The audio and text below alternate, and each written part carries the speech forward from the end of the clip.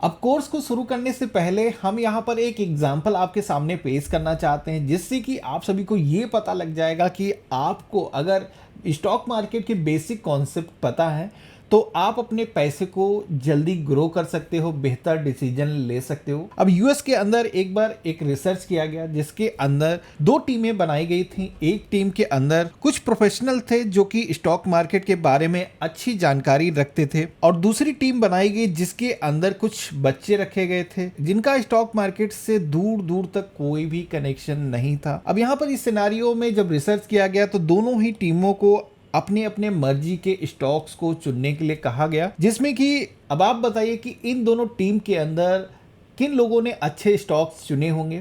तो यहाँ पर ये जो पहली टीम थी, इन लोगों ने स्टॉक्स को पास्ट परफॉर्मेंस और जो डेटा उनके पास में अवेलेबल था उसके अकॉर्डिंग इन्होंने सेलेक्ट किया। अब यहाँ पर ये जो सेकेंड टीम थी, इसने जो स्टॉक को चुना है, अब इसको लेकर के काफ़ी शॉकिंग रिजल्ट्स आए कि बच्चों ने जो स्टॉक चुने वो काफ़ी अच्छा परफॉर्म कर रहे थे। तो यहाँ पर जो पहली टीम थी उन्होंने मार्केट में क्या चल रहा है, करंट जो सिनेरियो है उसको देखे बगैर केवल डेटा के आधार पर फैसले लिए, जिसकी वजह से उनके जो स्टॉक्स थे वो अच्छा परफॉर्म नहीं कर पाए। लेकिन बच्चों ने यहाँ पर जो स्टॉक्स चुने वो ऐसे स्टॉक्स थे जो कि वो प्रोडक्ट्स को यूज़ करते थे। उन्हीं कंपनियों के जो स्टॉक्स हैं वो उन्होंने सेलेक्ट किए थे क्योंकि वो यूज़ कर रहे थे, उनको पता था कि कौन सा प्रोडक्ट सबसे ज़्यादा बिकता है। अब प्रोडक्ट जब ज़्यादा बिकेंगे जिससे कि कंपनियों का प्रॉफिट ज़्यादा होगा तो कंपनी भी ग्रो करेगी। तो यहाँ पर इस तरीके से ये निकल के आया कि हाँ, अगर आप मार्केट में क्या चल रहा है उसकी जानकारी रखते हो तो आप अपने अच्छे स्टॉक को परचेस कर सकते हो। अब स्टॉक मार्केट ऐसी जगह है जहाँ पर आप अपनी वेल्थ को जल्दी से ग्रो कर सकते हो, लेकिन ये भी सच है कि यहाँ पर वित्तीय जोखिम भी शामिल है। अब स्टॉक मार्केट के अंदर अगर आप आ रहे हो तो आप सभी को सबसे पहले तो दो रूल यहाँ पर बता रहा हूँ, उनको याद रखना है, जो कि महान निवेशक वॉरेन बफे उन्होंने ये जो रूल हैं बताए हैं और मैं भी इनको फॉलो करता हूँ। अब पहला रूल ये है कि स्टॉक मार्केट के अंदर हमें अपनी जो पूंजी है उसको नहीं खोना है, और सेकंड रूल जो है वो भी यही है कि पहला रूल हमें नहीं भूलना है। तो यहाँ पर ये जो कोट है वॉरेन बफे जो है उन्होंने दिया है, जो कि आप सभी लोग जानते हैं कि सबसे बड़े इन्वेस्टर हैं और इन्होंने काफ़ी अच्छी वेल्थ गेन की है। जो कि एप्पल के आप सभी लोग फ़ोन यूज़ करते हो, सबसे बड़ा स्टेक आप देखोगे कि एप्पल के अंदर इनका है। आप देखोगे कि 39% इनका स्टेक है, यानी कि एप्पल जितना ग्रो करेगा और जितना ज़्यादा उनकी सेल होगी तो 40% जो इन्वेस्टर हैं उनको यहाँ पर प्रॉफिट होने वाला है। इसी के साथ में आप देखोगे कि बैंक ऑफ अमेरिका, इसके अलावा कई सारी अन्य कंपनियों के अंदर भी निवेश किया है। अब ये तो बात हो गई यूएस की। इंडिया के अंदर भी आप देखोगे कि एक शख्स हैं जो कि इनको इंडियन स्टॉक मार्केट का फादर बोला जाता है, राकेश झुनझुनवाला। अब यहाँ पर इन्होंने भी स्टॉक मार्केट के अंदर काफ़ी अच्छी वेल्थ गेन की है। अभी आप देखोगे कि इनकी जो नेटवर्थ है 40,911 करोड़ इनकी नेटवर्थ है, और इन्होंने देखोगे कि 26 कंपनियों के अंदर अपना जो पैसा है वो इन्वेस्ट किया है, जो कि यहाँ पर कुछ नीचे कैटेगरीज मैंने दिखा रखी हैं। अब यहाँ पर आप सभी को ब्लाइंडली इनके जो पोर्टफोलियो हैं इनको फॉलो नहीं करना है। आपको स्टॉक्स को कैसे सेलेक्ट करना है, क्या क्या चीज़ें आपको ध्यान रखना है, ये सारी चीज़ें आगे हम सीखेंगे। अब सबसे पहले तो हम ये जान लेते हैं कि आखिर स्टॉक मार्केट है क्या। तो स्टॉक मार्केट ऐसी जगह है जहां पर कंपनियां अपने जो शेयर्स हैं उनको बेचती हैं। अगर आपको बाय करना है या फिर किसी भी शेयर को सेल करना है तो आप सभी को स्टॉक मार्केट के अंदर आकर के ही आप सेल कर सकते हो। अब यहाँ पर स्क्रीन पे मैंने दिखा रखा है ये जितनी भी कंपनियाँ हैं, यहाँ पर ये सारी कंपनियाँ स्टॉक मार्केट के अंदर लिस्टेड हैं। किसी भी शेयर को आप बाय कर सकते हो, अगर आपको बेचना है तो आप यहाँ पर सेल कर सकते हो। अब यहाँ पर ये जो बाय सेल का काम होता है ये होता है एनएससी और बीएससी के जरिए, जो कि बीएससी की बात करें तो होता है बॉम्बे स्टॉक एक्सचेंज, और दूसरा है एनएससी जो कि है नेशनल स्टॉक एक्सचेंज। यहाँ पर मैंने दोनों ही बिल्डिंगें दिखा रखी हैं। यहाँ पर ये बिल्डिंगें आप सभी को जब टीवी पे देखते होगे तो अक्सर आप सभी को देखने को मिलती हैं। अब यहाँ पर ये जो एनएससी बीएससी है इनको आप एक अमेजॉन फ्लिपकार्ट की तरीके से समझ सकते हो, जहां पर ये एक दूसरे से आपको मिलाते हैं। एक मार्केट है जहां पर आप अपने शेयर को बेच सकते हो, या फिर किसी शेयर को अगर आपको सेल करना है तो यहां पर आकर के आप सेल कर सकते हो। तो यहां पर बेसिकली ये मार्केट है जहां पर सेल या फिर बाय किया जा सकता है। अब यहाँ पर बॉम्बे स्टॉक एक्सचेंज की जो बिल्डिंग है, यहाँ पर आप देखोगे कि एक यहाँ पर डिस्प्ले दिया गया है जिसपे कि यहाँ पर कुछ स्टॉक्स के जो प्राइस हैं यहाँ पर आपको बाहर ही देखने को मिल जाता है कि अभी करंट स्टॉक का जो प्राइस है क्या चल रहा है। अक्सर आपने टेलीविज़न में ये सारी चीज़ें देखी होंगी। यहाँ पर ये जो डिस्प्ले है इसके अंदर बीएससी के अंदर जो टॉप 30 कंपनीज रजिस्टर्ड हैं उनका यहाँ पर आप सभी को जो रेट है देखने को मिल जाता है। इसी के साथ में एनएससी के अंदर कोई ऐसा डिस्प्ले नहीं है, लेकिन आज की डेट में आप सभी को पता है डिजिटल सारी चीज़ें आप देख पाते हो। तो जहां पर आप देखोगे कि बीएससी के अंदर टॉप 30 कंपनीज का यहां पर प्राइस आपको दिखाया जाता है, जिसको आप सेंसेक्स के नाम जानते हो। इसी के साथ में अगर एनएससी की बात करें तो यहाँ पर आप सभी को निफ्टी 50 एक नाम सुनने को मिलता है। जो एनएससी के अंदर टॉप 50 कंपनीज रजिस्टर्ड हैं उनके जो प्राइजेस हैं एक बंडल करके दिखाए जाते हैं। आमतौर पर जब गूगल पे सर्च करोगे कि सेंसेक्स का क्या प्राइस चल रहा है, अक्सर जो है टेलीविज़न पे अगर आप देखते हो तो यही दो नाम आप सभी को देखने को मिलते हैं, निफ्टी और सेंसेक्स। तो यहाँ पर ये जो कंपनियां हैं इनके अंदर जो रजिस्टर्ड हैं उनका एक जोड़ आप सभी को दिखाया जाता है कि करंट मार्केट का जो मूवमेंट है वो किधर को जा रहा है। तो यहाँ पर आप सभी का क्लियर हो गया होगा। अब हम नेक्स्ट स्लाइड में देखते हैं। तो यहाँ पर आप देखोगे कि यहाँ पर ये जो बीएससी है इसके अंदर जैसे कि मैंने आपको बताया था कि टॉप 30 कंपनीज हैं जिनके जो स्टॉक्स हैं यहाँ पर आप सभी को कैलकुलेट करके एक मर्ज करके दिखाए जाते हैं। यहाँ पर उसका सम देख सकते हो कि अभी स्टॉक का जो प्राइस है वो ऊपर की तरफ जा रहा है या फिर नीचे की तरफ जा रहा है। इसी के साथ में एनएससी के अंदर निफ्टी 50 यहाँ पर जैसे कि चार्ट में भी मैंने आपको दिखा रखा है, यहाँ पर इसका जो है आप देख सकते हो कि किधर को मार्केट का जो मूवमेंट है यहाँ पर आपको दिखाया जाता है। अब यहाँ पर इसके अंदर ये जो है टॉप 50 कंपनीज होती हैं एनएससी के अंदर जिनसे ये डिसाइड किया जाता है, या फिर सेंसेक्स की बात करें टॉप 30 कंपनीज हैं जिनसे लोग ये अंदाज़ा लगाते हैं कि मार्केट का मूवमेंट अप को है या फिर डाउन को है। तो यहाँ पर हालांकि ऐसा ज़रूरी नहीं है कि ये जो सेंसेक्स है या फिर यहाँ पर जो निफ्टी है अगर नीचे को जा रही है तो सारे ही स्टॉक्स नीचे को जाएंगे, लेकिन यहाँ पर टॉप 30 कंपनी है अगर वो परफॉर्म नेगेटिव कर रही हैं तो कहीं ना कहीं अन्य स्टॉक पर भी इनका इम्पैक्ट पड़ता है। अब यहाँ पर आपने जब भी अपना डीमेट अकाउंट ओपन किया होगा तो आप सभी का जो डीमेट अकाउंट है वो दोनों ही कंपनियों में ओपन हो जाता है।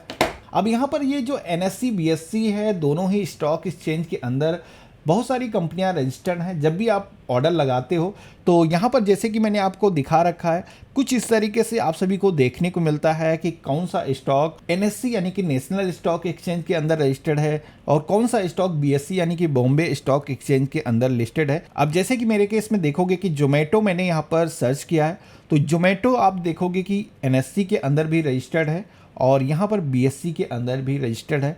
अब यहाँ पर इन दोनों स्टॉक एक्सचेंज के अंदर फ़र्क क्या है कि हमें किस स्टॉक एक्सचेंज के अंदर परचेजिंग करना चाहिए। तो दोनों ही स्टॉक एक्सचेंज का जो प्राइस है लगभग सिमिलर मूवमेंट करता है। अब यहाँ पर बस फ़र्क इतना होता है कि यहाँ पर जो एनएससी है इसके अंदर वॉल्यूम ज़्यादा होता है। वॉल्यूम ज़्यादा होने की वजह से आप सभी का जो ऑर्डर है वो जल्दी से एक्सिक्यूट हो जाता है। बाकी अगर आप छोटे इन्वेस्टर हो तो इससे कोई खास आप सभी को फ़र्क नहीं पड़ता है। तो चलिए अब हम देख लेते हैं कि स्टॉक एक्सचेंज के अंदर जो सेंसेक्स बनता है, जो निफ्टी 50 होता है जिससे कि मार्केट ये देखा जाता है कि ऊपर जा रहा है या फिर नीचे जा रहा है, ये बनता कैसे है, कैसे यहाँ पर 30 कंपनीज को सेंसेक्स के अंदर इंक्लूड किया जाता है, कैसे 50 कंपनीज जो निफ्टी 50 है उसके अंदर इंक्लूड किया जाता है, इसका सिलेक्शन कैसे होता है, इसके बारे में हम समझ लेते हैं। अब यहाँ पर आपने ये समझ लिया कि निफ्टी के अंदर टॉप 50 कंपनियां होती हैं जिनको शामिल किया जाता है, सेंसेक्स के अंदर टॉप 30 जो कंपनीज होती हैं उनको शामिल किया जाता है। अब यहाँ पर ये जो कंपनियां हैं इनको हर 6 महीने इनका जो है जिस तरीके से परफॉर्मेंस होती है उसको कैलकुलेट किया जाता है, जिसमें से अगर कोई ऐसी कंपनी है जो अच्छा परफॉर्म नहीं कर पा रही है तो उसको निकाला भी जा सकता है। तो इसके अंदर कोई भी कंपनी अगर ऐड करनी है या फिर रिमूव करनी है तो उसके लिए एक मेथड यूज किया जाता है जो कि है free float marketing cap formula. अब इसके अंदर क्या होता है कि मार्केट के अंदर जो कंपनी है उसका जितना कैप है, मतलब कैपिटलाइजेशन है जितना, उसके अकॉर्डिंग यहाँ पर सेलेक्ट किया जाता है। तो इसको अगर आपको समझना है तो सबसे पहले तो मार्केट कैपिटलाइजेशन क्या है इसको आपको समझना होगा। अब अगर आपको किसी भी कंपनी का जो मार्केट कैप है वो अगर आपको निकालना है, सबसे पहले तो कंपनी का जो शेयर है उसका जो प्राइस है उसको मल्टीप्लाई कर देना है जितने भी कंपनी ने शेयर इशू किए हैं। तो चलिए इसको हम एक एग्जांपल से समझते हैं। जैसे कि एक कंपनी है एक्स जिसने अपने टोटल जो शेयर इशू किए हैं वो 5 और जिनका जो प्राइस है 20 रुपीज़ है। तो इसका अगर आपको मार्केट कैपिटलाइजेशन निकालना है तो इसको आपको मल्टीप्लाई करना होगा। तो यहाँ पर आप सभी का जो अमाउंट आएगा वो आएगा 100 रुपीज़। तो यहाँ पर ये जो अमाउंट है ये होता है मार्केट कैपिटलाइजेशन, जिसे आप मार्केट कैप के नाम से जानते हैं। अब यहाँ पर ये जो अमाउंट आया है केवल इसके बिहाफ पर ही किसी भी कंपनी को सेंसेक्स या फिर निफ्टी के अंदर शामिल नहीं किया जाता है। तो इसके अंदर जैसे कि मैंने आपको बताया था कि free float market cap formula use किया जाता है। अब यहाँ पर इस फार्मूला में होता क्या है कि यहाँ पर इस फार्मूला के अंदर जो कंपनी के फाउंडर्स हैं, जो प्रोमोटर्स हैं, उनके जो स्टेक्स हैं इसके अंदर कैलकुलेट नहीं किए जाते हैं। अब यहाँ पर एग्जांपल से समझते हैं। जैसे कि ये जो एक्स कंपनी हमने लिया था इसके टोटल नंबर ऑफ शेयर थे 5। अब इन्होंने क्या किया कि इनके जो 5 शेयर हैं इसमें से सारे शेयर मार्केट के अंदर इशू नहीं किए।